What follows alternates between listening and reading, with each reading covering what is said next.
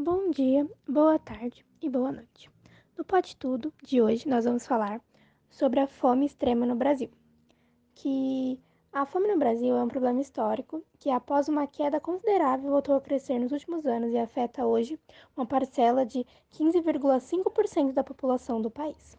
Convivem com a escassez de alimentos 33 milhões de pessoas no território nacional, especialmente nas áreas rurais e nas regiões Norte e Nordeste.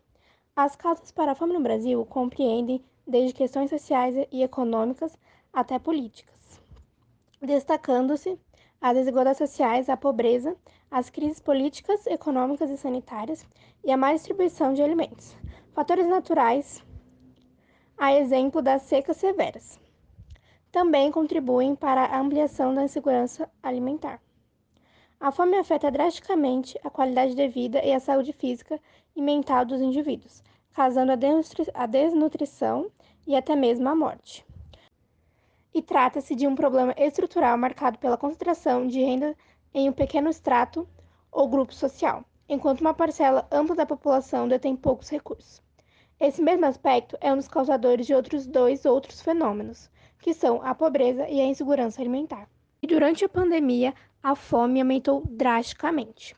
E quem vai falar sobre isso é minha amiga Isabela. A pandemia de Covid-19 se instalou no Brasil no início do ano de 2020, espalhando-se de uma forma alarmante por todo o território nacional e rapidamente se transformando em uma crise sanitária. Essa crise afetou a economia de diversos países, como o Brasil, gerando problemas como o aumento de inflação e do preço de produtos básicos, como a alimentação, e causando transformações no perfil socioecológico da população. Dentre as transformações ocasionadas, podemos citar a diminuição da renda e do poder de compra e um aumento da pobreza e da desigualdade social no território nacional. Além disso, houve o aprofundamento de problemas que já estavam em curso, como foi o caso do desemprego. Todos esses fatores em conjunto contribuíram para a ampliação da parcela da população em situação de segurança alimentar grave, que caracteriza a fome. No início da pandemia, 9% da população convivia com os efeitos da escassez de alimentos. Essa parcela, como vimos, saltou para 15,5% apenas 2 anos mais tarde. E bom, para falar de fome, precisamos falar de pobreza. E eu vou deixar com a minha amiga Vitória para falar sobre esse assunto.